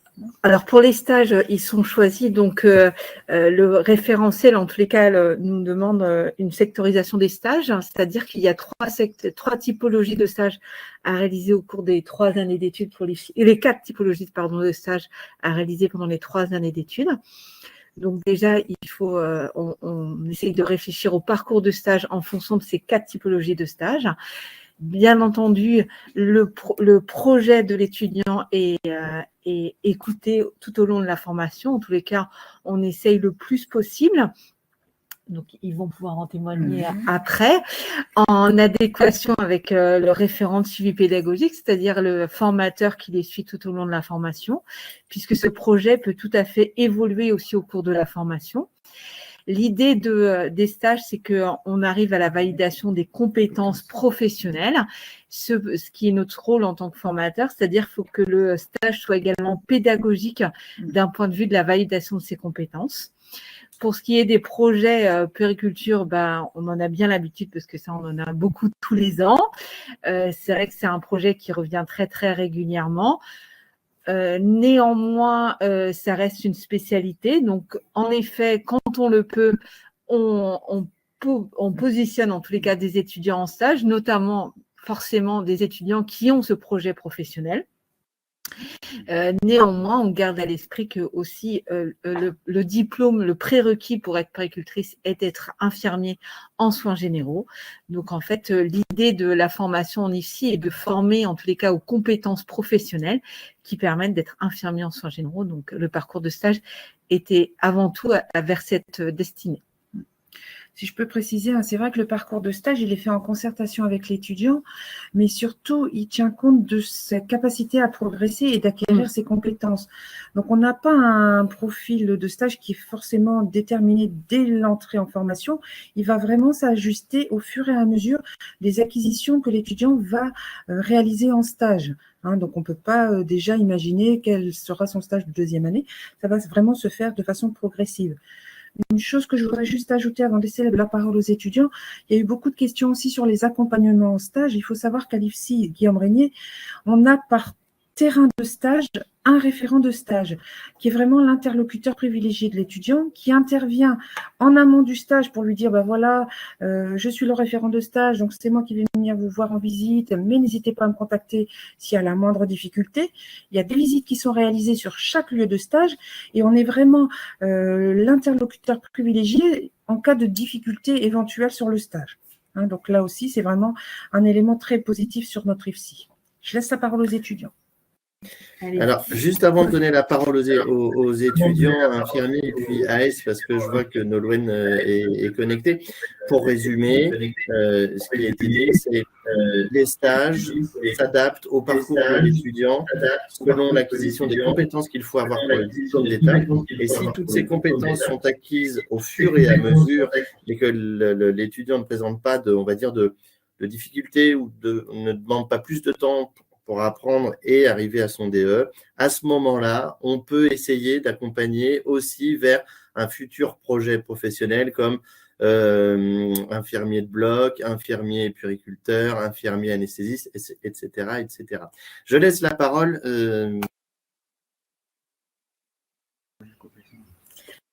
Oui, c'est ça, en fait, il y a 4 typologies qu'on est obligé de faire. C'est du coup courte durée, psychiatrie, soins de courte durée. Soins de courte durée, SSR et lieu de vie. Et lieu de vie. Et donc, forcément, ceux-là, on est obligé de les faire. Et après, en fonction de notre projet ou des envies qu'on peut avoir ou des points améliorés qu'on avait durant notre précédent stage, on peut émettre des vœux.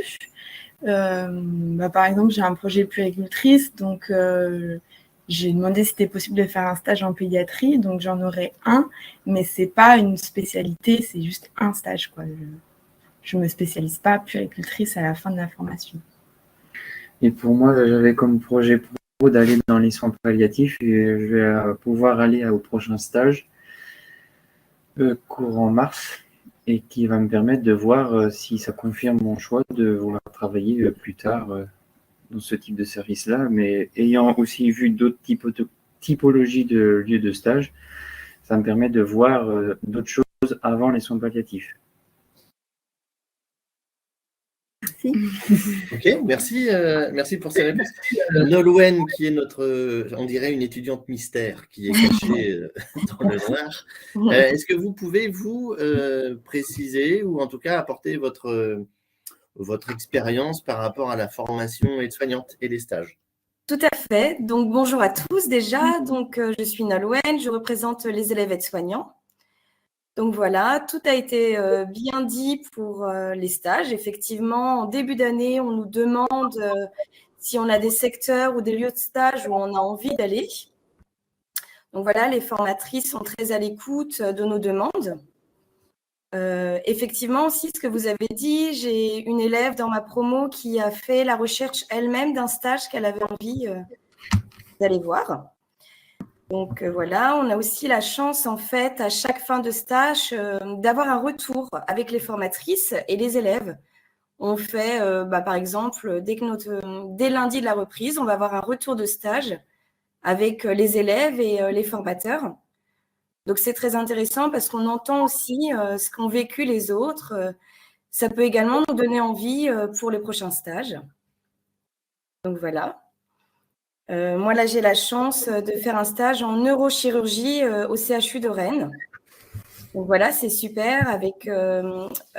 Ils ont un secteur de soins intensifs, donc c'est très, très intéressant, même en tant qu'aide-soignante, de découvrir des milieux comme ça. Donc voilà. Ok. Merci Nolwenn pour ces précisions. Et ça répond à une question qui a été posée dans le fil de discussion qui demandait est-ce qu'il y avait une spécificité au CHGR par rapport, alors c'est marqué dessus, mais ou par rapport à d'autres IFSI. En fait, on voit bien là dans cette réponse qu'il n'y a pas de spécificité. En fait, le CHGR forme des infirmiers diplômés d'État comme le CHU forme des infirmiers diplômés d'État. Et il en est de même au niveau des AS. Ce sont des AS diplômés d'État comme au CHU. Et l'accès au terrain de stage est le même si on est au CHGR, au CHU de Rennes, à Fougères. En tout cas, comme l'a dit Marie-Christine Charrière tout à l'heure, il y a un partage et une organisation qui est faite par rapport aux périodes de stage selon les instituts. Il y avait aussi une question, alors beaucoup plus pratique, à laquelle on peut répondre très rapidement. Est-ce que les tenues de stage sont fournies par l'IFSI?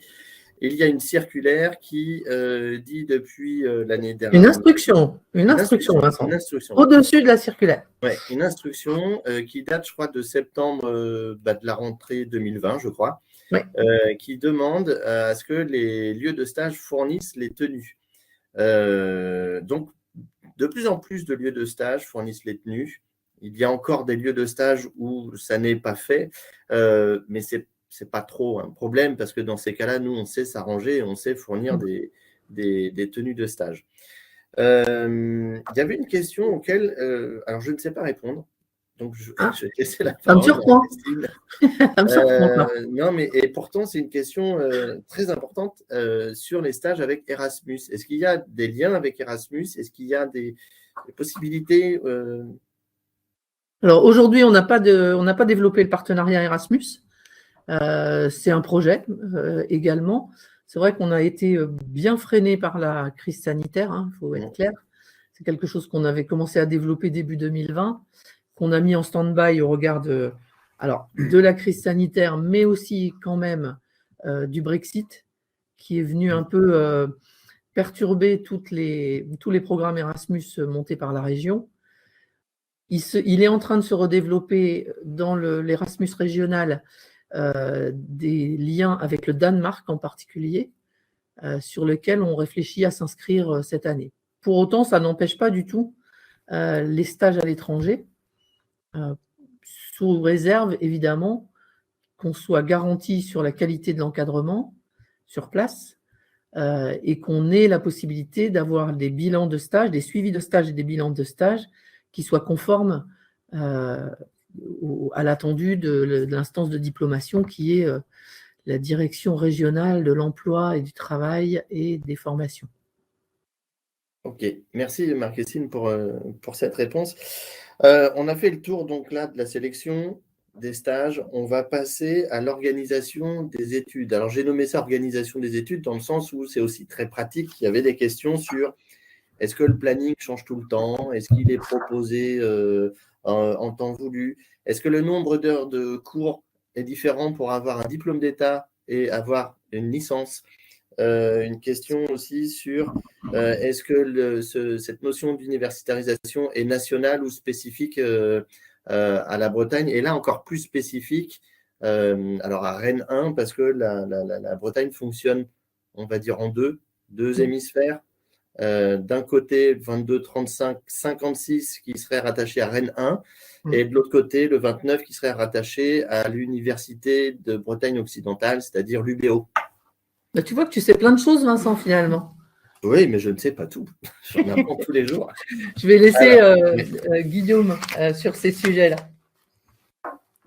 Alors, sur les questions de l'universitarisation, alors, comme je l'ai dit tout à l'heure, le projet est encore en construction.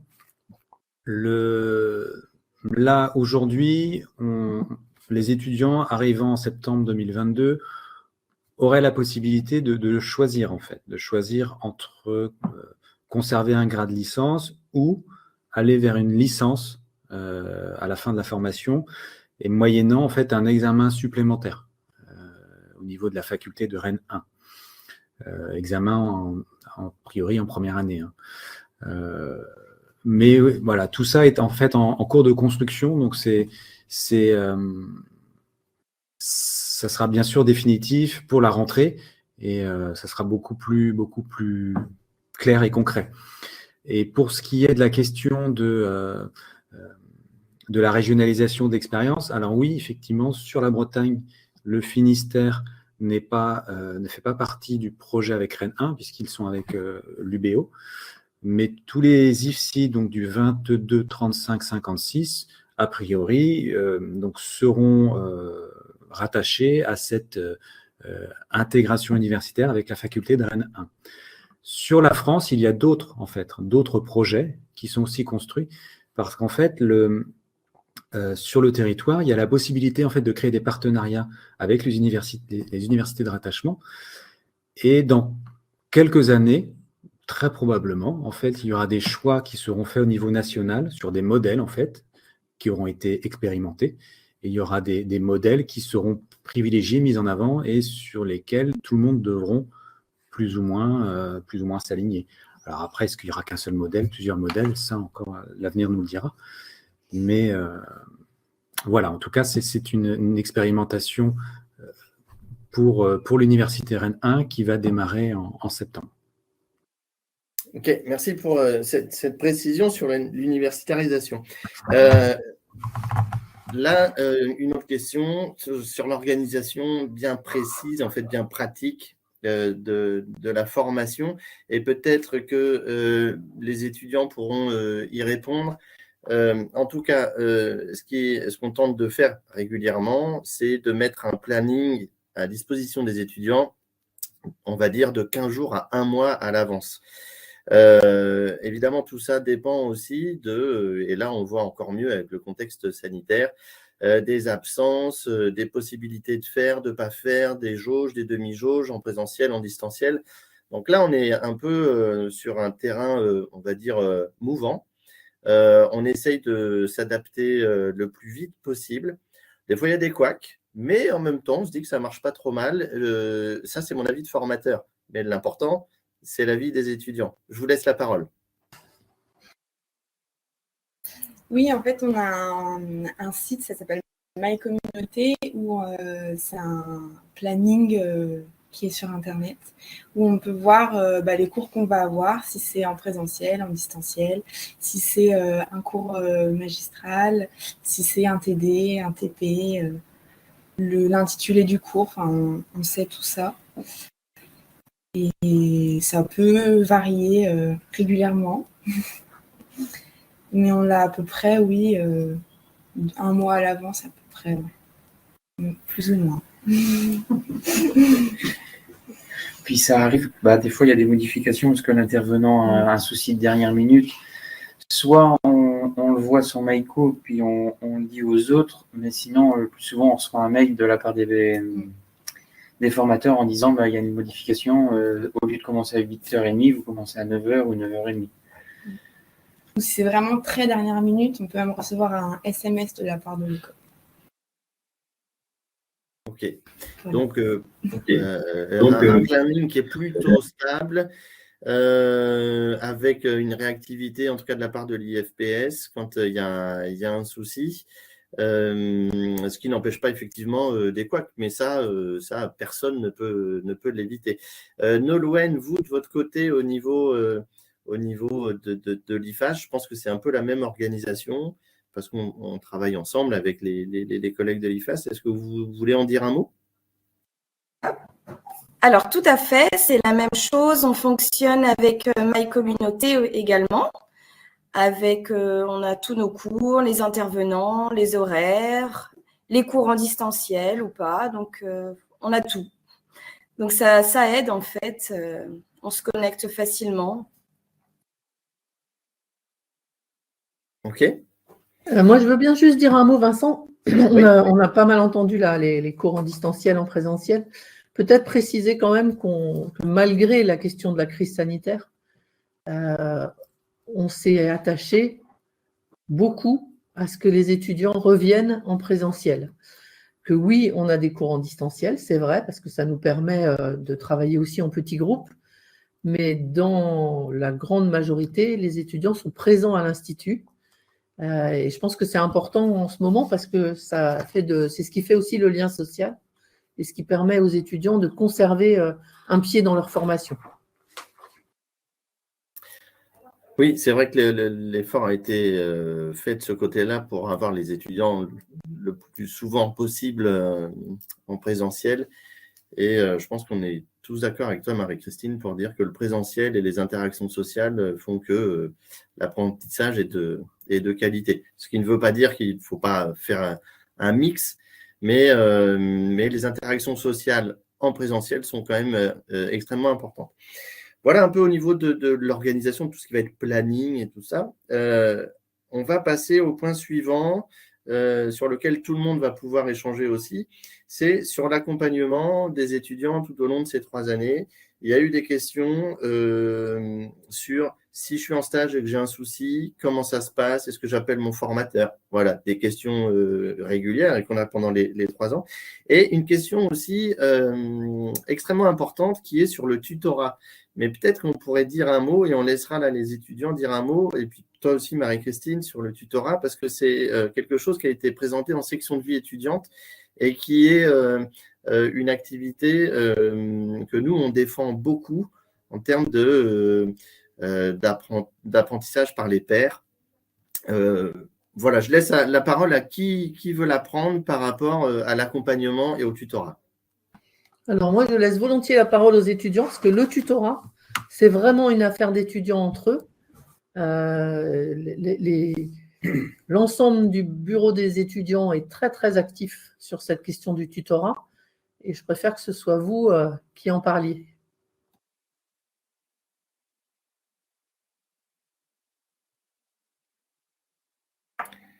Donc, on va laisser la parole aux étudiants par rapport à l'accompagnement pédagogique et puis on pourra compléter si besoin.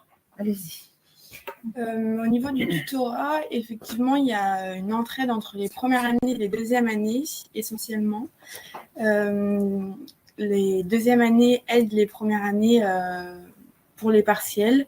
Il y a des cours entre étudiants juste avant les partiels pour remettre un peu au clair, expliquer simplement. Ça aide beaucoup. Avoir aussi l'expérience de l'année du dessus pour nous dire comment ça s'est passé, parce qu'en première année, on n'a jamais eu de partiel encore avant, donc on ne sait pas du tout à quoi s'attendre. Donc, il nous explique un peu comment ça se passe, les questions qui peut arriver. Donc, ça nous aide beaucoup. Et il y a aussi le compagnonnage. En 3e année, on guide les 2e années sur les gestes d'urgence, notamment. Sur l'accompagnement aussi par vos RSP? Au sujet de l'accompagnement par les formateurs. Que ce soit quand on est à l'institut ou en stage, on peut envoyer un mail auprès des formateurs ou aller à leur rencontre. Ils sont toujours à l'écoute, ou même si par mail, j'ai vu avoir des réponses tard le soir de leur part, c'est quand même on est très suivi, très suivi, à l'écoute. Au moindre problème, on peut les contacter et on a tout de suite une réponse de leur part. Et on a un formateur référent qui nous suit du début à la fin de notre formation. Donc, si on a le moindre souci, c'est vers lui qu'on peut aller. Et c'est vraiment aidant. Ils sont vraiment là pour nous accompagner. C'est eux qui nous connaissent le mieux. Ok, merci. Ouais, Nolwenn, la parole à Nolwenn, puis ensuite Magali, si tu veux intervenir pour préciser un peu avec le rôle formateur. Non, c'était bon, je trouvais qu'ils avaient bien expliqué, donc la parole à Nolwenn. Ok, Nolwenn, on vous écoute. Donc justement, actuellement, je suis en stage. Donc dès la première semaine, ma RSP m'a envoyé un mail pour savoir si ma première semaine se passait bien. Donc voilà, elle est très présente. On communique par mail, comme ça on a une réponse très rapide. Donc vraiment, on ne se sent pas abandonné pendant notre période de stage. On sent que s'il y a le moindre problème, ils sont là pour nous. Donc on a la visite d'une formatrice pendant notre période de stage. Donc ça rassure aussi. Il y a la moindre question, ne serait-ce que pour remplir le portfolio également, ils sont très présents pour nous aider et nous accompagner. Alors, merci Nolwenn et merci aux étudiants infirmiers d'avoir répondu à cette question. Juste une petite précision en fait. Cet accompagnement, donc, il est décrit de qualité, mais j'ai envie de dire qu'on le fait d'autant plus avec plaisir et de qualité parce qu'on forme nos futurs collègues et que d'ici quelques mois, peut-être années, on va travailler ensemble. Donc, l'objectif est vraiment de vous accompagner pour former des futurs professionnels de qualité avec qui on va certainement bosser et puis peut-être qu'un jour, vous allez nous soigner. Donc, autant former les meilleurs. Donc, voilà pour tout ce qui est de l'accompagnement. Le tutorat, effectivement, a été mis en place depuis l'année 2017. Alors, ça a été un petit peu complexe avec le Covid, donc il a été un petit peu en stand-by pendant 2 ans, on va dire. Mais il a repris cette année et puis l'objectif va être de le pérenniser parce que c'est toujours bien l'apprentissage par les pairs. Passons au dernier gros thème qui était celui sur les attentes peut-être qu'on a des ESI, des étudiants au bout des 3 ans, et puis des choses pratiques aussi sur la nécessité, par exemple, d'avoir son permis de conduire. Est-ce que mes collègues formateurs voudraient prendre la parole par rapport au permis de conduire, par rapport à la façon de s'organiser pour les stages, et puis ce qu'on attend aussi des étudiants tout au long de cette formation? AS ou IFSI? Oui, alors pour l'IFSI, mais c'est la même chose, je pense, pour l'IFAS. Alors, Loïc a déjà répondu tout à l'heure par écrit pour la question du permis de conduire. C'est sûr que ce n'est pas une obligation en soi pour rentrer en formation. Néanmoins, c'est un élément qu'on prend en considération pour la répartition des stages. Alors, par contre, qu'on essaye tout au moins de prendre en compte, c'est forcément en fonction des possibilités de stage qui nous sont offertes, en fonction également du nombre d'étudiants concernés. Quand il y en a beaucoup de concernés, on n'a pas que des stages non plus à côté. Donc, c'est vrai que c'est un des éléments qui peut rendre compliqué, en tous les cas, l'affectation en stage. Après, on essaie d'être vigilant de ce côté-là. D'autant plus sur la formation infirmière, quand c'est les 3 ans sans permis, ça commence à devenir compliqué d'un point de vue des termes de stage. Alors, pour l'IFAS, c'est vrai qu'également, moi, je travaille sur la gestion des stages avec Madame Renon pour la promotion aide-soignante. C'est vrai que forcément, c'est un élément qu'on prend en compte, si vous avez le permis ou pas. ceci dit, on essaie de toute façon en général de favoriser des stages dans un périmètre, j'ai envie de dire, assez proche de votre domicile. Hein, parce que ce qu'il faut savoir quand même pour l'IFAS, c'est que vous ne bénéficiez pas d'indemnité de frais de déplacement en stage. Contrairement à l'IFSI, où les indemnités de stage sont attribuées, ça n'est pas le cas sur l'IFAS. Donc, en général, pour les stages, on essaie de vous mettre, en tous les cas, de vous proposer des lieux de stage à proximité de votre domicile. Voilà. Mais tout en prenant en compte, bien sûr, les attentes et les attendus du référentiel de formation et les typologies de stage attendues également. Donc, on essaie de faire au mieux pour faire coïncider tout ça. Voilà. Ok, merci pour ces réponses, Florence et Marjorie. Alors, c'est vrai qu'il y a toute une complexité derrière qui s'installe parce que ceux qui n'ont pas de permis ont accès ou auraient accès à tous les stages de la région rennaise, et ceux qui ont le permis, on les mettrait à l'extérieur de la région rennaise. Sauf que c'est un peu compliqué de fonctionner comme ça, parce qu'il faut que tout le monde puisse avoir accès on va dire, au même parcours de stage. Donc, effectivement, parfois,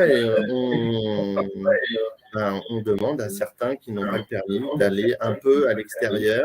Alors, il existe des bus, des cars, enfin, en tout cas, on essaie de préserver l'accès au stage pour le même nombre de monde. Évidemment, on ne met jamais l'étudiant au pied du mur. C'est toujours des discussions qu'il y a avec lui en amont pour savoir ce qu'il y a en amont. Voilà pour les stages. Merci Marjorie, merci Florence. Il est 11h20, ça fait quasiment 2 heures qu'on est ensemble.